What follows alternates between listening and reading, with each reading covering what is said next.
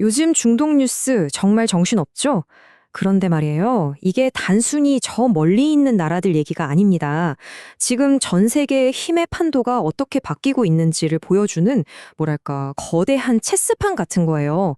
자, 오늘 저랑 같이 이 체스판을 한번 제대로 읽어보시죠. 네, 바로 이 문장. 이게 오늘 이야기의 핵심입니다. 한동안은 좀 조용했잖아요?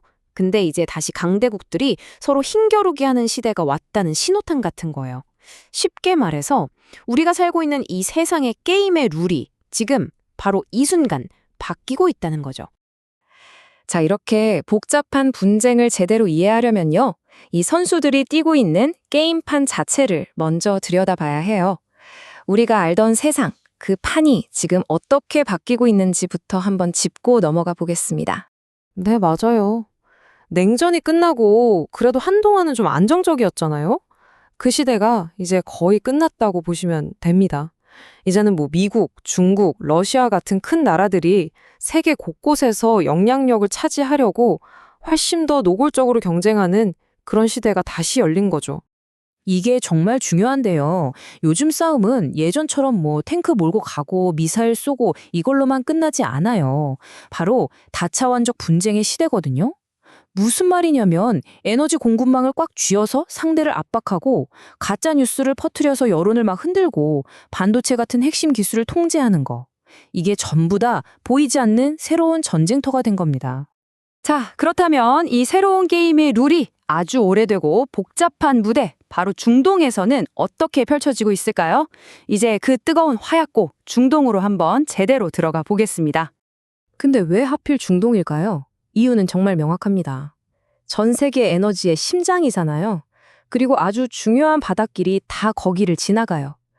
그러니 미국, 이스라엘, 이란, 이 세 핵심 플레이어들이 이 전략적인 땅을 두고 부딪히는 건 어찌 보면 당연한 수순이었을지도 모릅니다. 여기서 중요한 건 미국과 이스라엘이 그냥 이란이 하는 대로 끌려다니는 게 아니라는 겁니다.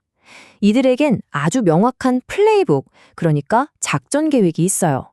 이란을 어떻게 공략할 건지 그들의 전략 노트를 한번 같이 펼쳐보죠. 자, 그들의 군사 목표는 딱 세 가지로 요약할 수 있습니다.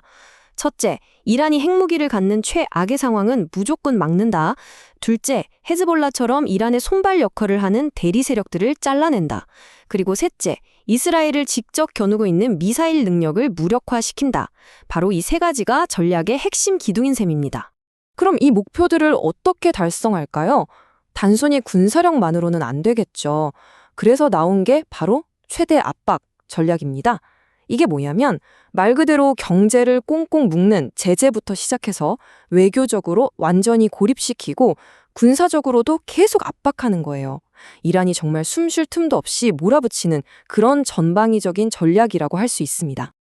자, 이제 양쪽의 전략은 대충 파악이 됐습니다. 그렇다면 이 위험한 게임의 끝은 과연 어디일까요? 전문가들은 앞으로 펼쳐질 미래를 크게 세 가지 시나리오로 보고 있습니다. 첫 번째 시나리오는 통제된 긴장 상태입니다. 말 그대로 서로 계속 주먹을 날리기는 하는데 전면전이라는 마지막 선은 절대 넘지 않는 그런 아슬아슬한 줄타기가 계속되는 거죠. 마치 물이 끓기 직전에서 부글거리기만 하고 절대 끓어 넘치지는 않는 딱 그런 상황을 생각하시면 됩니다. 두 번째는 생각하고 싶지도 않은 최악의 시나리오죠. 바로 전면전으로 폭발하는 겁니다. 이란과 이스라엘이 직접 부딪히고 주변 동맹국들까지 다 뛰어들게 되면 이건 그냥 그 지역의 문제가 아니에요.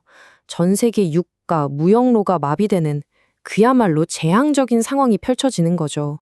그리고 마지막 세 번째는 그나마 가장 희망적인 시나리오, 바로 대탕트, 즉 긴장 완화입니다.